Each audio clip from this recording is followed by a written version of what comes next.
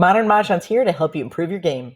Have you noticed when playing by National Mahjong League rules, some rules have consequences, some are without penalty, there's a lot of etiquette throughout the game, and there's what we call best practices. A little history from the website of the National Mahjong League. In 1937, a number of Mahjong enthusiasts met in New York City to standardize the game so all Mahjong players would play the same hands and rules. It was at this meeting that the National Mahjong League was formed.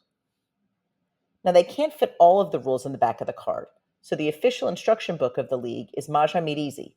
This is available on our website, modernmahjong.com. We wanted to create a graphic, easy-to-see visual book to help players learn and improve their game. So we created our visual companion guide for American Mahjong based on Mahjong Made Easy. It's available in paperback and digital format on Amazon. There are some rules that have consequences. Immediate consequences, such as the rules about jokers.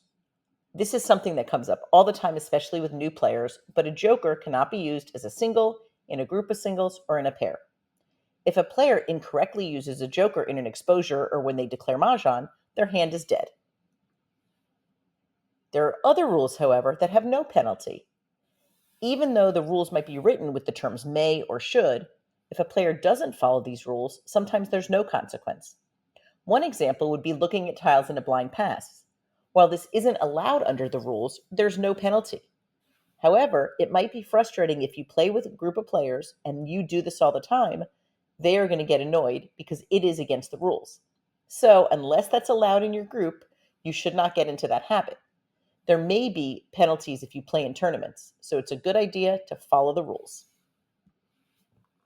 Another example of a rule with no penalty is when players take their tiles, keep them in stacks, and then only when everyone has their tiles do they put them on the sloping part of the rack. This was discussed previously, and now finally in 2024 Mahjong Made Easy, it is specifically set out as a rule. It provides, once all players have the correct number of tiles, these tiles may be placed in the slope portion of the rack. So in other words, if you say it differently, you cannot place them in the slope part of the rack until all the players have the tiles. Now, previously, this was just etiquette, but now it's a rule, but a rule with no penalty. Part of the reason that the league, we believe, has a lot of rules with no penalty is it's a game, a social game for players to play and enjoy, and if there were penalties for all these infractions, there would be several dead hands each round. For example, the rule about not touching another player's tiles. If somebody touched a tile when they were exchanging a joker and their hand was dead, it just seems that it would be a very strict way to play. There are reasons why the league included the rule about waiting for players and keeping tiles in stack until you put the tiles in the sloping part of your rack. If players flatten stacks and put them in their rack, it makes it harder for other players to know when they should take their tiles. Additionally, they should wait because it would be an advantage for some players to rack them while others aren't. It is proper etiquette as well. If someone doesn't break the rule, there's no consequence, but depending on the rule and depending on your group, there could be frustration. Next up, we'll talk about etiquette. The league does discuss both etiquette and courtesy. For example, they say it's courteous to leave a space between exposures on the flat top part of the rack. An additional example of etiquette would be hugging or sandwiching your jokers in an exposure. What do we mean by this? If you have a pung of, let's say, 2 dots, and you have enough 2 dots that the joker could be in the middle, it's a great idea to hug or sandwich that joker. This way, it's clear where the joker belongs, and there won't be any confusion if someone does a joker exchange. If someone gives the wrong tile for a joker exchange based on where the joker is, they wouldn't have any penalty, but if it's not discovered right away, the player who had the confusing exposure would have a dead hand.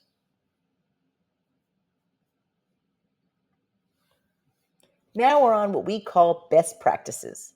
This is when you have rules without penalties, you have etiquette, you have everything all combined.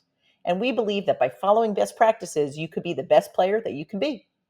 A great example of this is the order of calling a discard and making an exposure.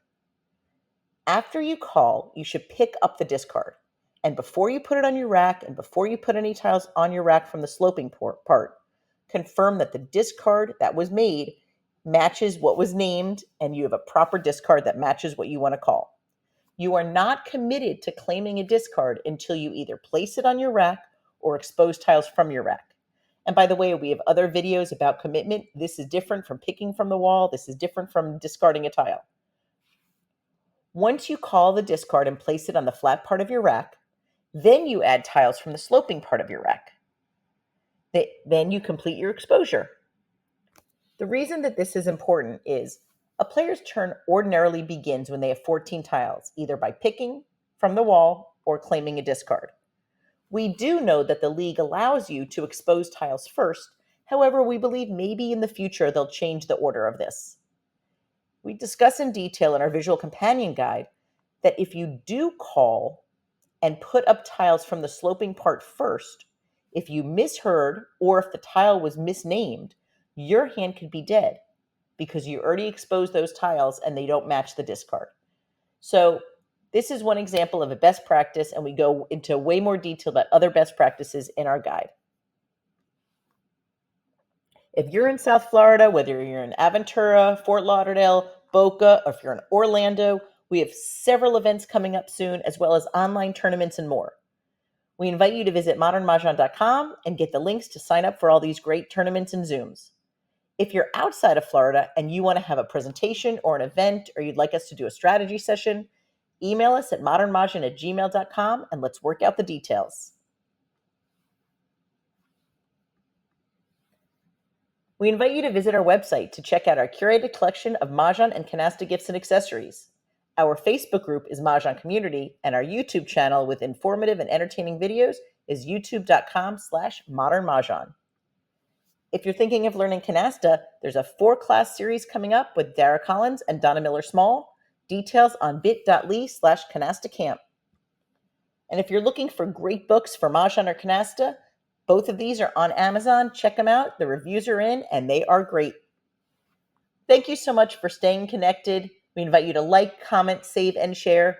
We really, truly believe that learning official rules is so helpful so you could travel anywhere and play Mahjong. We share rules, strategies, and other ways to increase your odds at winning. We hope you have a great day and, of course, a great game.